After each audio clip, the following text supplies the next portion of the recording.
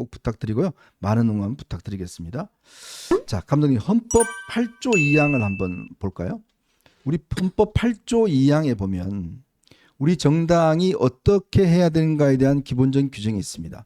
정당은 그 목적 조직과 활동이 민주적이어야 하며 국민의 정책 의사 형성에 참여한다는 필요한 조직을 가져야 된다.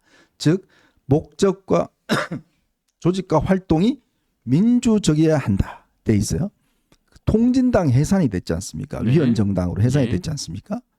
자, 지금 벌써 민주당에서 지금 공격하고 있는 게 뭐냐면 이재명 지금 이 대표가 후보가 조금 전에 그 이야기를 했습니다.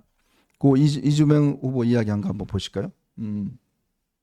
조금 전에 이 민주당 국민의힘의 행태에 대해서 이 사실상 이게 정당 해산을 어쩌면 시사하는 듯한 그런 지금 발언을 했습니다.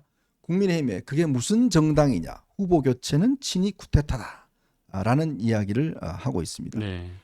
그러니까 이게 제가 보면 진짜 이렇게 당의 대선 후보를 단지 선거의 어떤 유불리 뭐 등등 이런 좀 이해 안 되는 원리로 인해서 이렇게 교체하는 게 문제가 된다 그러면 자칫하면 이 국민의힘이 정당으로서 존재하기 어려운 저는 상황도 될 수가 있다라고 보는 거거든요.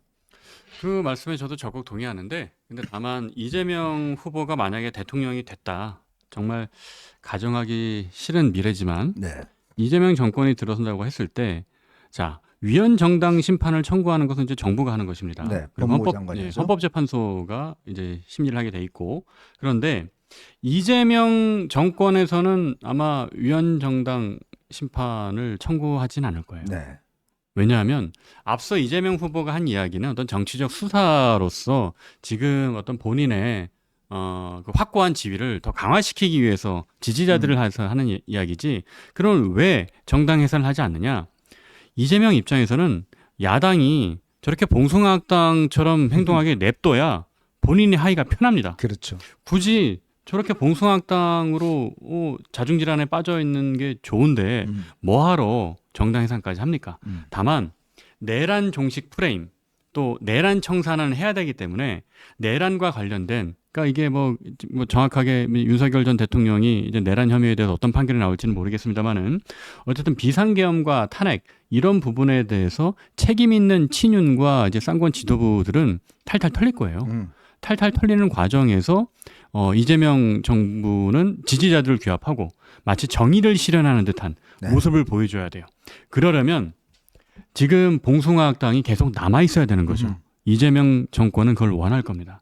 그러나 아직 그래도 국민의힘의 어떤 지도부는 꼴 보기 싫지만 우리 또 보수 세력들은 있습니다. 네. 그리고 그 건강한 보수 세력, 그리고 아직은 소수지만 그 소수의 보수 정치인들이 다시 이 국민의힘을 재건하는 새로운 보수로 정말 새로 태어나는 것 정도 수준으로 환골탈태를 해야지만 다시 국민들로부터 선택받을 수 있는 그런 기회가 올 거라고 생각을 합니다.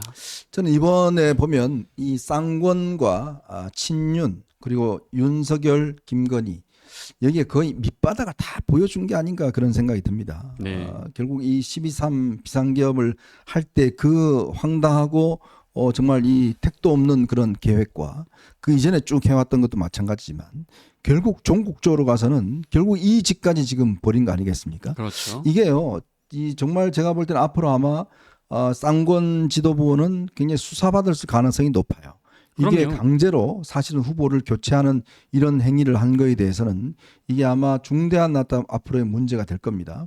자, 그런데 정말 이거를 왜 이렇게 무지막지하게 이렇게 밀어붙였을까라는 걸 따져보면 제가 그동안 쭉 말씀드려 왔습니다만은 결국은 이들에게 머릿속에는 이 나라에 어떻게 되든 말든 국민의힘이 어떻게 되든 말든 한동훈을 막아서 이 정당의 어떤 정치 교체, 세대 교체 이걸 막고 결국 우리의 어떤 기득권을 계속적으로 가져 나가려면 허수아비 한 명 내세워놓고 아까 우리 한덕수 이야기 해주셨지 않습니까? 네. 하나 내세워놓고 대충 선거 치르고 선거 망하고 자 그러면 또 우리는 그냥 당권 가지고 그렇게 살겠다.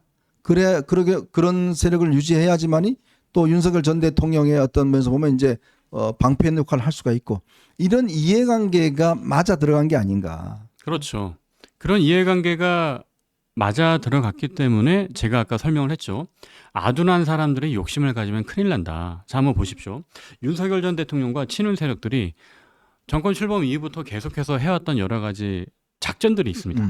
그리고 정책적인 측면에서도 그렇고 예를 들면 뭐 김옥균 프로젝트다 그래가지고 맞아요. 뭐 비상대책위원장이었던 혹은 당대표였던 한동훈을 끌어내리기 위해서 얼마나 많은 짓들을 벌였습니까? 네. 하지만 성공하지 못했어요. 그리고 의료 대란 같은 경우도 의대 정원 2,000명을 늘린다고 해놓고서는 지금 결국 뭡니까? 아무것도 못했어요. 네.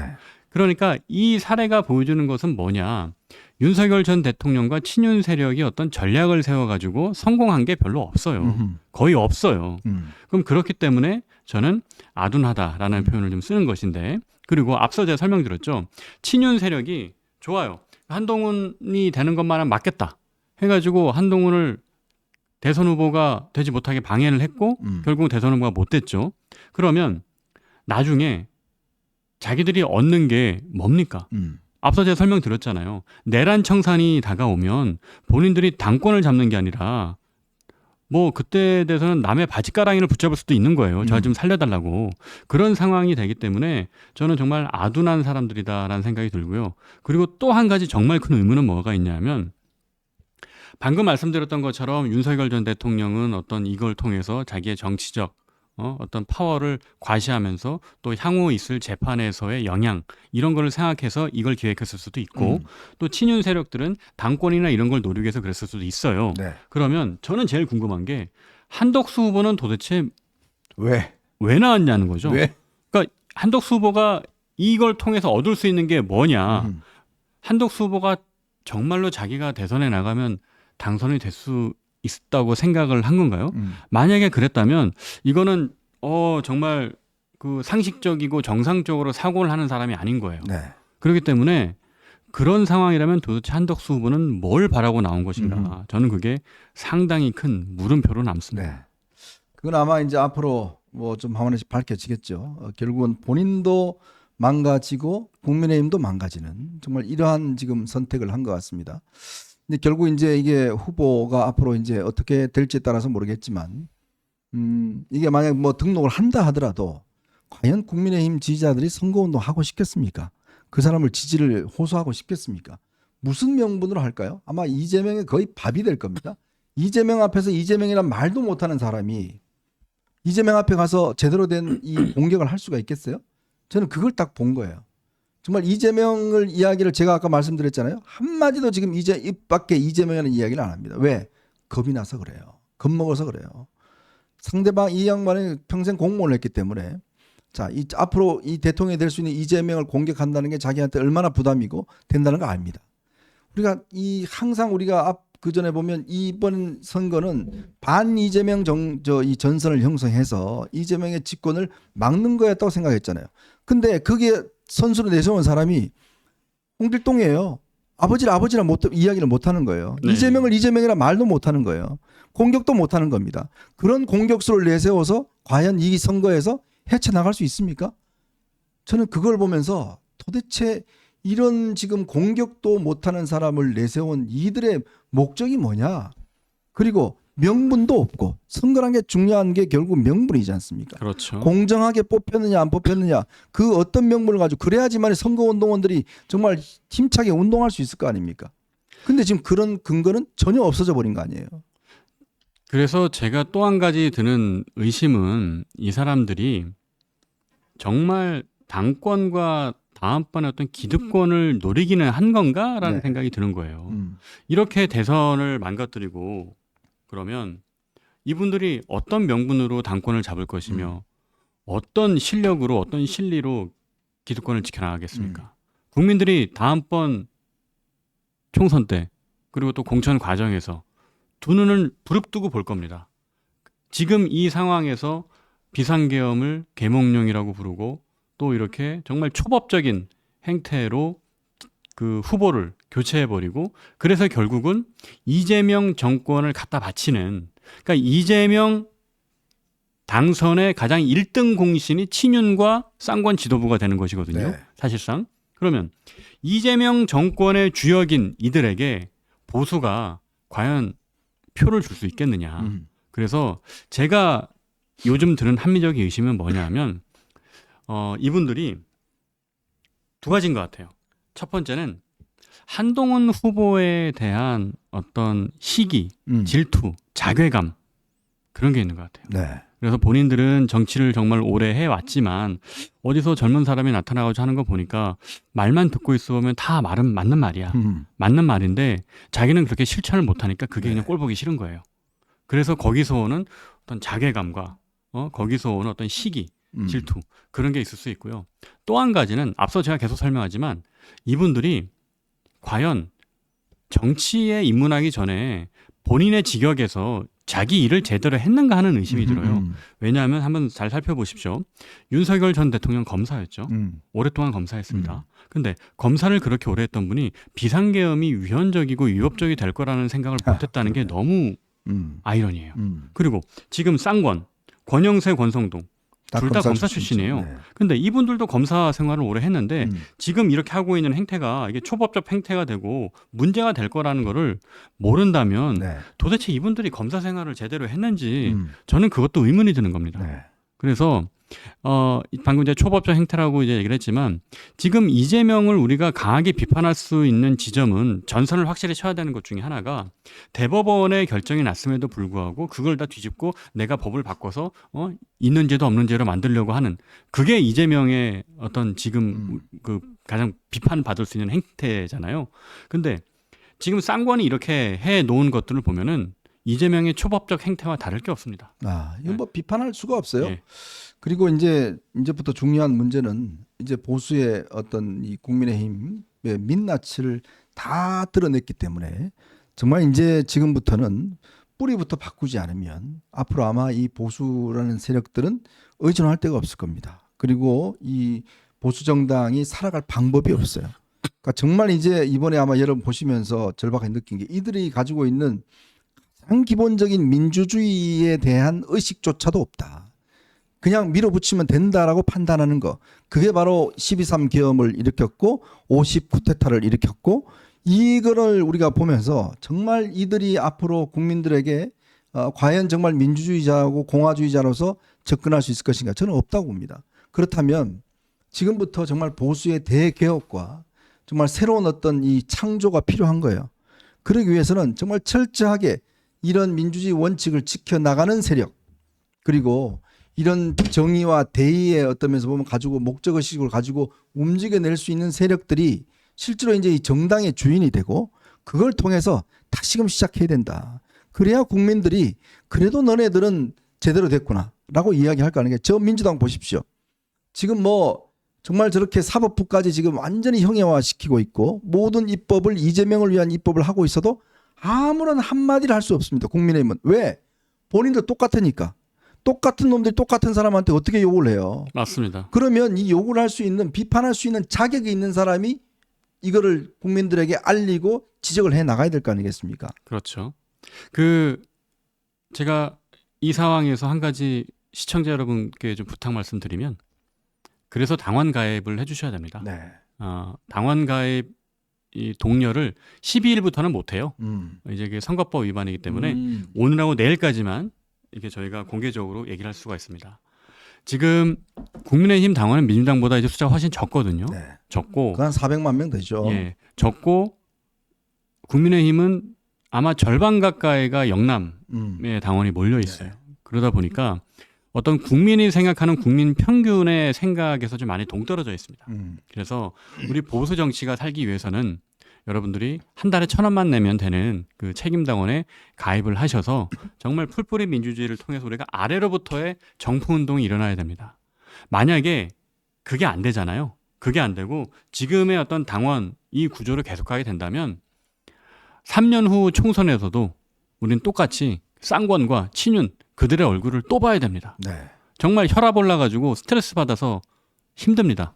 그럼 우리가 바꿔야 됩니다. 그러기 위해서는 정말 상식적이고 합리적인 목소리를 갖춘 우리 어벤져스 시청자 여러분들이 당원 가입을 해주시고 그리고 주변에 있는 가족, 친지 여러분들 손잡고 함께 당원 가입 독려를 해주시기를 부탁드리겠습니다. 제가 오늘 아침에 이제 미장원에 갔었는데 그 사장님이 이야기하시면서 진짜 이 밤에 이걸 보면서 이런 일이 있을 수 있어요?라고 저한테 이제 질문하시더라고요. 제가 참 말문이 막혔습니다. 일반적으로 정말 생업에 종사하시는 많은 분들이 그래도 평균적으로 가지고 있는 이 기본적인 어떤 의식과 생각은 있을 거 아니겠습니까? 그렇죠. 근데 정말 이런 일이 있었어요? 라고 할 정도로 지금에 벌어지고 있는 상황은 정말 우리가 상상할 수 없는 일이 벌어지고 있는 겁니다.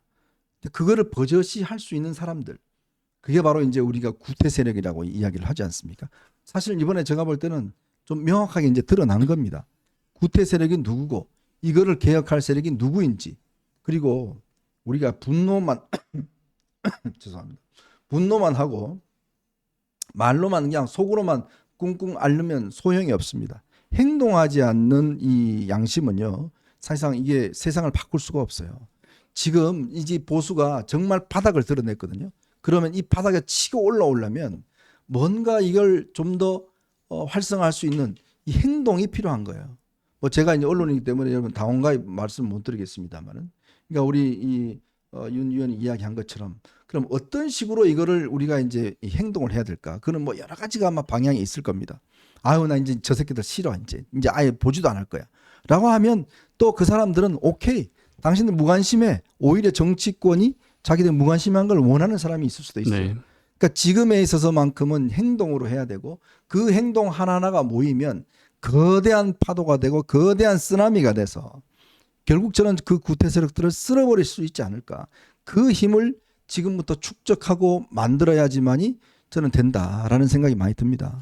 저는 그 보수가 이렇게 바닥까지 보여주는 이런 상황이 참담하기도 하지만 더욱 걱정되는 것은 대한민국의 정치가 이렇게 황당하고 자극적인 일들이 뉴노멀이 될까 봐 두려워요. 그렇죠. 그러니까 황당하고 자극적인 일이 한 번 정도 일어나는 거는 우리가 자정작용을 통해서 돌아올 수 있습니다. 네. 그러나 그 일이 두 번, 세 번 계속 반복되면은 그게 새로운 기준이 돼버리는 거예요. 이미 민주당은 그래요. 민주당은 이미 일극체제에다가 아버지 이재명을 섬기는 정당이고 자기가 마음만 먹으면 얼마든지 법도 뜯어 고쳐서 본인의 사법 리스크까지 방탄할 수 있는 그런 식으로 뉴노멀이 만들어진 거거든요. 근데 그걸 막기 위해서 보수가 노력을 하고 보수가 정말 이번 대선에서 공곤일척의 싸움을 벌이려고 했던 거였는데, 근데 그런 보수마저 비상계엄에다가 5.10 쿠데타에다가 이렇게 돼버리면 우리 사회에 존재하는 국민들의 생각이 그래 대한민국 정치는 어차피 구제불능이야 이런 생각에 빠져버릴까 봐. 네. 그래서 그분들이 어떤 정치를 개혁해야겠다는 목소리가 줄어들고 그리고 정치에 참여하는 것을 주저하게 될까 봐. 그렇게 되면 양극단에 있는 이상한 목소리들만 과잉 대표되게 되는 것이거든요. 저는 그게 가장 두렵고요. 그렇기 때문에 저는 우리 어벤져스를 시청하시는 분들은 그래도 가장 상식적이고 합리적인 분들이라고 생각을 합니다. 그래서 앞으로도 어벤져스를 통해서 그런 상식적인 합리적인 목소리 좀 많이 함께 논의를 했으면 좋겠고요. 잠깐 그 깨알 광고 하나만 해도 될까요? 네. 우리 참 민주원도 유튜브를 시작하셨더라고요? 어떻게 하셨습니까? 영어 봤습니다. 예, 오늘 오전에 제가 정말 아침에 그 새벽에 있었던 사건을 보고 너무 분통이 터져가지고 유튜브를 개설했습니다. 자, 이름은 성만 TV고요. 성만 TV. 예, 성만 TV. 예, 윤성만 TV 아닙니다. 윤성만이 딴 분이 계시더라고요. 그래서 이제 성만 TV고요. 유튜브 검색해서 들어와서 함께 이야기 나눠주셨으면 좋겠습니다. 네, 하여튼 앞으로 많은 어떤 목소리들이 나와야 될 것 같고, 이런 목소리가 우리가 모아지면 변화할 수 있습니다. 그리고 또 리더가 있지 않습니까? 그 리더의 어떤 이 강한 의지력과 또 해볼 수 있다라는 그 어떤 동기부여, 그리고 정확한 방향성 뭐 이런 것들을 제시하고 있기 때문에 그런 리더를 중심으로 해서 결국 이 썩어 빠진 이 국민의힘 보수 정당을 이제 개혁을 해야 그래도 견제 세력이 생깁니다. 그렇지, 전 지금 법원이 저렇게 지금 다 이 이재명의 공격에 다 이 무릎 꿇는 것도 보면 결국 견제 세력이 이 버텨주지 않았기 때문에 저런 거예요. 그렇습니다. 국민의힘이 저렇게 돼버리니까 법원 판사들도 우리도 어떻게 우리가 살아야지라고 할 수밖에 없는 겁니다. 자, 그런 것들이 있기 때문에 우리가 좀 더 힘을 갖고 이 상황들을 좀 헤쳐나가야 되겠다는 생각이 듭니다. 조금 이따 다시부터 남부지법에서 이제 가처분 관련된 심리가 있다고 합니다. 또 결과에 따라서 또 상황이 바뀔 수도 있겠지만 근본적으로 이거는 아닙니다. 이거는 우리가 김문수 후보 굉장히 문제가 많습니다. 김문수 후보 지금 자통당하고 손잡고 어떻게 하든 간에 국민을 먹겠다라는 그런 뭐 여러 가지 썰도 나오고 있어요. 사실 또 동의할 수가 없습니다. 그렇지만도 불구하고 결국은 이런 식의 절차로 인해서 한덕수가 그냥 거저 먹는다? 이것 또한 우리는 인정할 수가 없습니다. 아니 윤석열 정부가 왜 탄생했습니까? 결국 조국 사태 문재인 정권 겪으면서 공정의 가치로 인해서 국민들이 거기에 지긋지긋했기 때문에 결국 윤석열 정부를 만든 거 아니겠습니까?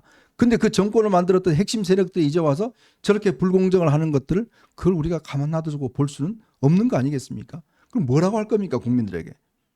민주당을 과연 비판할 수 있는 자격이 있을까요? 그런 생각이 듭니다.